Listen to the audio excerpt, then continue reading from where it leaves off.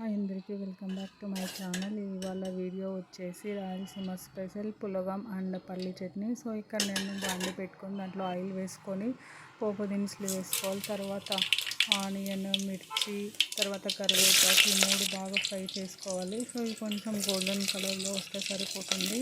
బాగా ఫ్రై చేసుకోవాలి. సో బాగా ఫ్రై అయిన తర్వాత వాటర్ యాడ్ చేసుకోవాలి. సో ఇక్కడ నేను 1 కప్ రైస్కి 2 కప్ ఆఫ్ వాటర్ యాడ్ చేస్తున్నాను.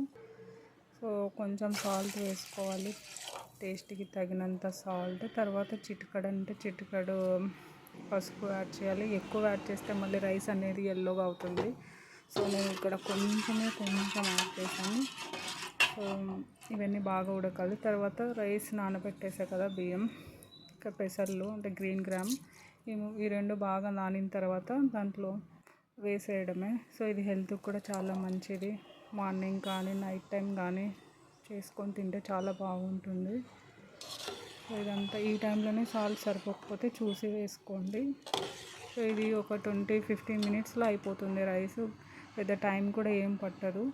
సో నాకైతే పర్ఫెక్ట్గా వచ్చింది రైస్. చాలా పొడిగా, చాలా టేస్ట్ కూడా చాలా బాగుంది. ట్రై చేయండి మీరు తప్పకుండా. సో నేను ఇక్కడ దానికి కాంబినేషన్గా పల్లీ చట్నీ. సో ఇక్కడ కొంచెం ఆయిల్ వేసుకొని ఫ్రై చేస్తున్నా. సో లో ఫ్లేమ్లోనే ఫ్రై చేసుకోవాలి. సో ఈ కలర్ అనేది కొంచెం లైట్గా ఈ కలర్లో రావాలి, చాలా బాగుంటుంది. సో ఈ కలర్ తర్వాత మిర్చి, ఆనియన్, టమాటో 3 వేసుకొని కొంచెం ఆయిల్ వేసుకొని బాగా ఫ్రై చేసుకోవాలి. ఇవి బాగా ఫ్రై అవుతేనే చట్నీకి అనేది చాలా టేస్ట్ వస్తుంది.